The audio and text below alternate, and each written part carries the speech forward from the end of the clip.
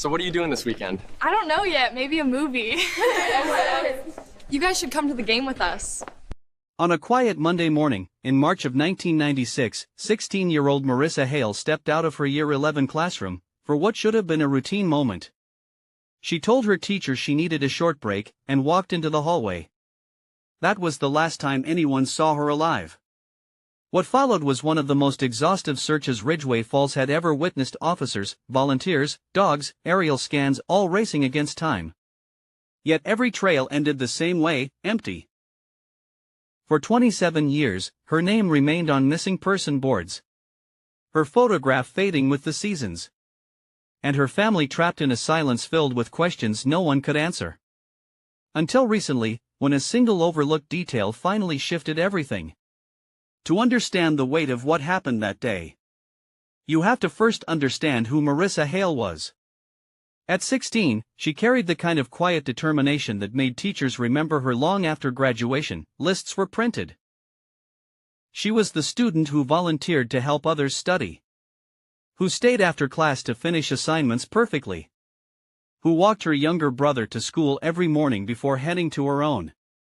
Her dream was simple, to become a writer, a dream she filled with pages of stories tucked neatly into her backpack. On March 11, 1996, she arrived at Ridgway Falls Secondary Academy like she always did, early, prepared, and smiling at the receptionist who noted she was as polite as ever. She entered her Year 11 English class, sat in the same seat she had used all semester, opened her notebook. And less than 20 minutes later, she stood up and walked out. No panic, no hurry, no warning. She just left, as if she planned to return within moments. Ridgway Falls wasn't the kind of place where children vanished. It was a town of familiar faces, a place where people greeted each other by name at the grocery store, where neighbors shared tools, and where the most serious incident in years had been a minor car accident by the old post office. Everyone believed they knew everyone. Everyone believed they were safe. So when word spread that Marissa hadn't made it back to class, that she wasn't at home, that no one had seen her since she stepped into that hallway, something shifted deep within the community. Parents held their children closer. Teachers replayed the morning in their minds. Students whispered in corners, trying to understand how someone could simply walk away and leave nothing behind. This wasn't just a missing person case. It was a fracture, one that reached into every household, every conversation. Every long night spent wondering how a town built on routine and familiarity could lose a girl who had only ever tried to do everything right.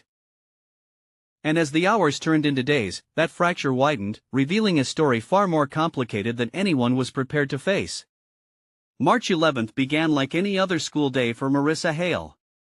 Or at least, that's what everyone believed at first. She woke up early, as she always did, helped her younger brother pack his lunch, and left the house at 7:42 a.m., walking the same route she'd taken for years. At Ridgway Falls Secondary Academy, the morning unfolded with familiar routines. The bell ringing across the courtyard, lockers slamming shut, laughter echoing down the hallway. Marissa arrived 5 minutes before first period, nodded politely to the receptionist, and headed straight to her Year 11 English classroom.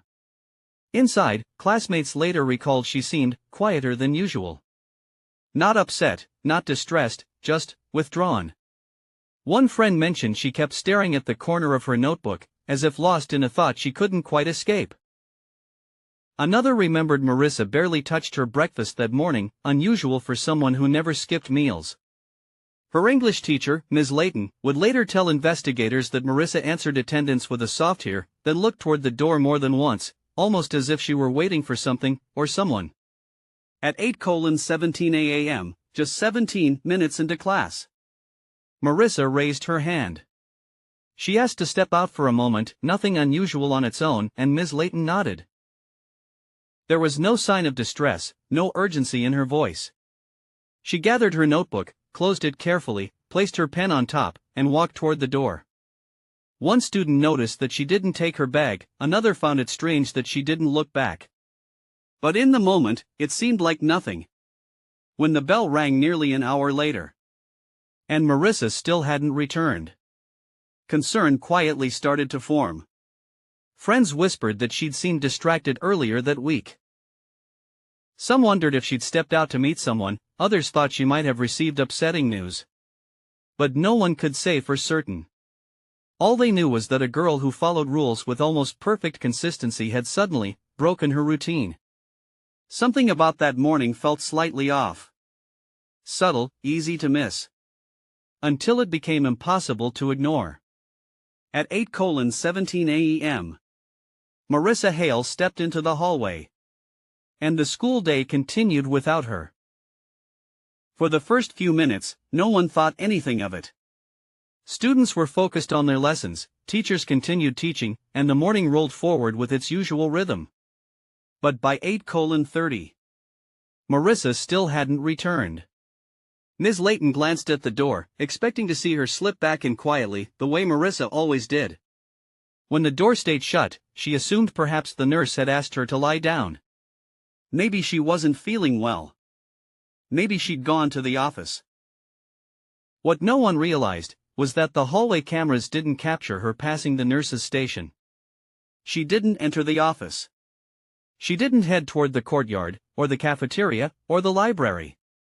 In fact, she didn't appear on any camera feed after leaving the classroom corridor. At 9:05 a.m., Ms. Layton finally sent a student to check on her. The nurse shook her head. The receptionist checked the sign-in sheet, empty. No record. No update. That was the moment, the first moment, when something felt truly wrong. By 9:20, the assistant principal was notified. By 9:35, they were walking the hallways, calling her name quietly so as not to alarm the other students. And by 10:00 a.m., the school contacted her mother. Elaine Hale answered the phone at work. She assumed it was about a forgotten book or a minor illness. When she was told that Marissa hadn't been in class for nearly 2 hours, that no one had seen her since 8:17, she felt her knees weaken. She left work instantly. Early assumptions surfaced quickly, almost automatically. Was this a runaway situation? Had she left to meet someone? Or had something happened on school grounds? Teachers insisted the campus was safe. Administrators walked the building, the sports field, the parking lots, twice. But they found no trace of her, no dropped notebook, no bag, no sign of a struggle. At 11:15 a.m., school officials finally called the police. A decision many later questioned. Should they have called sooner? Investigators arrived at 11:32 a.m., beginning their search with standard protocol. They checked bathrooms, storage rooms, stairwells, empty classrooms. They spoke to students who sat near Marissa that morning. They scanned the grounds, looked beneath bleachers, circled the perimeter. But the clock was already working against them. Meanwhile, Marissa's mother arrived at the school, her face pale, her hands shaking. She walked the courtyard calling her daughter's name, checked the parking lot, then drove the route Marissa took every morning, hoping she'd see her walking anywhere at all. She didn't. By noon, a girl who had never once skipped class, never once wandered off, had been missing for nearly 4 hours. And in those hours, whatever happened to her had already happened. By mid-afternoon, the small town of Ridgway Falls had begun to stir. But not with its usual calm. Volunteers poured from homes, neighbors left work early, and every familiar street became part of a growing search grid. Officers moved methodically, flashlights cutting through dense corners, dogs sniffing every shrub, every tree line, every darkened doorway. Helicopters hovered overhead, their spotlights slicing through the shadows of early spring, illuminating empty roads, abandoned fields, and the forest trails that Marissa might have walked. Or that someone might have used to move her unseen. Posters appeared on lampposts, on shop windows, her smiling face staring out at everyone who passed. And the town's quiet streets slowly filled with whispered theories, speculation, and growing anxiety. Witnesses began to speak, though their stories rarely matched. One woman claimed she had seen Marissa waiting near the bus stop on Old Mill Road, holding her backpack, staring toward the intersection, as if she had been expecting someone. But then another report surfaced from a man driving home from a delivery route who insisted he saw a girl matching Marissa's description get into a dark sedan parked near Pinewood Trail. A car that left the area almost immediately. Conflicting accounts quickly became a problem. And the investigation slowed. Officers retraced the bus route, checked traffic cameras, scoured the nearby roads. But the bus driver and other passengers remembered nothing. And the vehicle described by the witness was never found. Each tip, each claim, seemed plausible, yet none could be confirmed. Meanwhile, the search parties fanned out through the surrounding woods, the fields that bordered the town, the abandoned lots and gravel paths, calling her name until their voices grew hoarse. Dogs marked scents, only to lose them moments later. And every empty footprint, every broken branch, seemed to lead nowhere. By evening, Ridgway Falls was transformed. What had started as a typical Monday morning had become a town-wide hunt. And every streetlight, every shadow, every familiar face seemed to carry the question that no one could answer. Where was Marissa Hale? As the sun dipped behind Ridgway Falls that evening, the search had expanded beyond streets and fields, and into the minds of those who knew Marissa Hale. Detectives began interviewing classmates, friends who had spoken to her that morning. Some who had noticed small details, a hesitation, a glance, a whisper that didn't make sense. Teachers who recalled her sitting quietly, writing in her notebook, or staring out the window, lost in thought. Neighbors who remembered seeing her walk past, or a car parked too long by the curb. Even an ex-boyfriend who claimed they had spoken on the weekend, each conversation layered with uncertainty. Each answer raising more questions than it resolved. Officers began building a timeline, carefully piecing together her movements from the moment she left her classroom, to the last confirmed sightings along Old Mill Road, to the bus stop near Pinewood Trail. But the pieces didn't fit neatly together. Statements contradicted one another. Times shifted by minutes. Locations blurred. And every lead seemed to split into two, or three, or more. Early suspects emerged quickly. Not because of evidence, but because of proximity, history, or behavior that seemed unusual. There was Calvin Bricks, a local man with a long criminal history. Someone who had run afoul of the law before, yet no one had any proof linking him to this morning. Then there was Ms. Arden, a teacher who had been rumored to act strangely, sometimes too interested in student comings and goings. Her explanation was consistent, but whispers in the staff room were persistent. And finally, a family friend, Darren Cole, who lived nearby, often stopped by the Hale household. Friendly, familiar, but later recalled by investigators as someone who had been in the area that morning. Despite the attention, nothing was solid enough for charges. No footprints leading to a crime scene. No CCTV capturing a vehicle. No confession, no clear evidence, only questions, and the nagging feeling that time was slipping through their fingers. Meanwhile, the Hale family refused to give up. Holding press conferences, speaking to local media, distributing updated missing person flyers, and appearing on television programs, hoping someone, anyone, would come forward with information. Their advocacy becoming a constant drumbeat of hope. A refusal to let her disappear from the world entirely. Even as the investigation seemed to stall.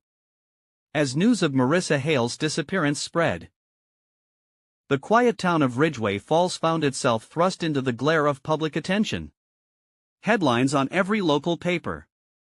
Reports on television. Radio segments repeating the same questions, the same images. Suddenly, everyone had a theory. Everyone had a lead. And the investigation began to stretch in every direction at once. Psychics called in from out of state, claiming to see visions, claiming to know where she had gone, while strangers phoned tips from distant cities. Some credible, many impossible to verify. The emotional toll on her family was immediate. Elaine Hale barely slept, driving to the police station daily, answering questions from reporters, watching as strangers scrutinized every detail of her daughter's life. Her husband, sometimes distant, sometimes overwhelmed. And Tyler, her younger brother, sitting quietly in the corner, not fully understanding why the world had changed in a single morning. Several major leads emerged, only to collapse almost immediately. A backpack was discovered, near the edge of Pinewood Trail. Torn, abandoned. But the contents revealed it did not belong to Marissa. Then, a call came from a resident of another city, claiming they had seen her hours away, walking along a crowded street, looking lost. But further investigation proved it was someone else entirely. Each false lead chipped away at hope, each conflicting report adding weight to uncertainty. The family's optimism battled against frustration, and the town's patience thinned with every dead end. By the end of the first week, Ridgway Falls was no longer a town at peace. It had become a place suspended in waiting. Every street corner a question mark. Every glance a possibility. And in the Hale household, a single thought remained. That somewhere, someone, knew something. And if only they could speak, the pieces might finally fall into place. Months passed. Then years. And Ridgway Falls slowly began to breathe again. The streets returned to their familiar rhythms. Children played in the park. Shopkeepers greeted customers with smiles. But in the Hale household, the world had stopped. No new evidence emerged. No credible sightings. No breakthroughs. And with each passing day, the case was downgraded in priority. Detectives moved on to other assignments. Files were archived. And the once frantic urgency of search faded into quiet frustration. Yet for Elaine Hale, and for Daniel Hale, the disappearance of their daughter never faded. Marissa's bedroom remained untouched. Her desk perfectly organized. Her books stacked just so. Her backpack still hanging by the door. Every year, on the anniversary of her disappearance, they lit a candle, stood in silence, and remembered the girl who had simply walked out of a classroom and never returned. Over time, the strain of endless waiting left its mark. Marriages were tested. Friendships quietly frayed. And family fractures grew as grief became a constant companion. A shadow in every conversation. A presence in every empty chair at the table. Detectives who had chased leads for months retired. Others inherited the case file, reading old notes, examining faded photographs. And yet, the story remained unresolved. Each new investigator brought hope. But each hope was met with the same emptiness. The same unanswered questions. The same silence where a girl's voice once belonged. And in Ridgway Falls, the memory of Marissa Hale lingered like a quiet ache. A reminder of what had been lost. And of the family who refused to let her disappear entirely. Even as the town slowly moved on. Leaving them behind, holding on, waiting, always waiting. For the day the truth would finally come to light. 27 years had passed. Decades during which Ridgway Falls moved forward. And the Hale family never did. Then, a name appeared on a cold case docket. Detective Leanna Mercer. A meticulous investigator with a reputation for finding what others had missed. Was assigned to review the old file. Dusting off photographs, reports, and faded notes. Reading through every statement. Examining every detail, as if the past were alive again. New forensic technology provided tools the 1996 team could only have imagined. Fibers from clothing once overlooked. DNA traces too small to analyze at the time. And grainy surveillance footage, now enhanced, revealed movements that had been invisible to the eye. And then, it happened. A detail, dismissed as minor. A vehicle description misread. A fingerprint long thought smudged. And a witness, elderly now, who remembered something new. All converged. And a pattern began to emerge. Detective Mercer pored over it, rebuilding timelines, cross-referencing every memory and every trace. Until one name stood out. A suspect who had been near the school that morning. Overlooked, unconnected, invisible to investigators in 1996. But now, undeniable. The breakthrough was subtle, almost hidden. Yet powerful enough to shift the course of the investigation entirely. For the first time in nearly 3 decades, there was a tangible lead. A direction. And the truth, long buried under uncertainty, began to surface. Detective Mercer and her team focused on the suspect. Someone who had been in plain sight all along, yet overlooked for decades. The man's history was complicated. Criminal records stretching back years. Petty theft, trespassing. And, at one point, minor charges near the town's outskirts. But nothing that had linked him to serious crimes. Nothing that connected him to a disappearance, until now. His connection to the school was subtle. He had been a family friend. Someone who occasionally volunteered on campus. Helped with maintenance, carried messages between teachers and parents. Someone familiar, almost trusted. Which is why investigators in 1996 had dismissed him. Because he didn't fit their idea of a perpetrator. And no direct evidence had pointed their way. Using the enhanced evidence, forensics, fiber analysis, and surveillance, the team reconstructed the day of March 11th. Step by step, hour by hour. Building a timeline that revealed movements previously invisible. The suspect had been near Old Mill Road around 8:15 a.m. in a dark sedan, parked just out of sight. Minutes later, he returned to the area where Marissa had been seen. And then, left quickly when someone approached. Fibers recovered from the classroom corridor. Matched materials found later in his vehicle. DNA from an old sample. Now successfully tested. Linked him unmistakably to the morning of her disappearance. Finally, when confronted with the evidence, the suspect admitted what had happened. Details he had kept hidden for nearly 3 decades. Confirmation of the story that had haunted the Hale family for so long. And for the first time, answers emerged. The reconstruction left no doubt.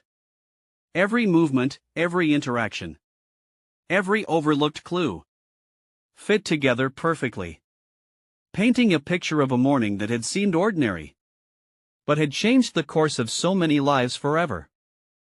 The arrest came quietly, early in the morning, when the suspect, now decades older, was taken into custody. Cooperative, yet resigned. As if the weight of nearly 30 years had finally caught up to him. The trial that followed drew national attention. Television cameras outside Ridgway Falls Courthouse. Journalists crowding the hallways. And inside, the Hale family. Sitting together, holding hands. Faces etched with years of worry. Eyes trained on every moment. Every word, every detail revealed in court. Public reaction was immediate. Shock, disbelief, and, for some, relief. That answers had finally surfaced. That justice, delayed though it was, had been served. The judge's sentencing was clear. The evidence irrefutable. And the verdict echoed a finality that had eluded the family for decades. A closing chapter, long overdue. Elaine Hale spoke afterward, quietly, with dignity. I never gave up hope.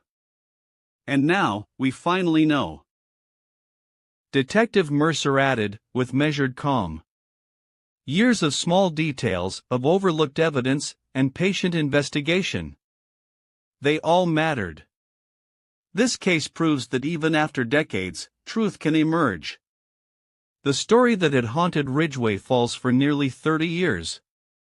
That had shadowed the lives of an entire family. Finally reached clarity. Not through luck. Not through chance. But through persistence, meticulous work. And a refusal to let a life disappear into silence. The case of Marissa Hale did not end with a verdict. It left a mark that would ripple through Ridgway Falls for generations. In the months and years that followed, local schools implemented new safety measures, check-in protocols, enhanced security, and systems to ensure that no child could vanish without notice again. The Hale family, though forever changed, found ways to honor Marissa's memory. Annual vigils, scholarships in her name, letters shared with students about courage, awareness, and the importance of speaking up. The community, once shaken by fear and uncertainty, now remembered the tragedy not only as a loss, but as a lesson about vigilance, about compassion, and about the resilience of those who refuse to accept silence as an answer. Detective Mercer, reflecting on the decades-long investigation, would later say, "Every case matters, every detail matters. And no file should ever be forgotten." Persistence is the bridge between unanswered questions and the truth. And so, the story of a girl who left her classroom one morning and vanished for 27 years became more than a missing person case. It became a reminder that even in the quietest towns, even in the most ordinary lives, truth has a way of finding its way back. And hope, no matter how long delayed, can still be realized. For 27 years, a family waited for answers that seemed forever out of reach. And though justice came late, it finally arrived, bringing closure and a quiet sense of peace. Marissa Hale's story reminds us that patience, persistence, and the refusal to let a life be forgotten can shine a light on even the longest shadows. If you want to learn more about cases where the truth took decades to surface, where families waited, and the unexpected finally came to light, let me know in the comments, so we can explore more stories like this together.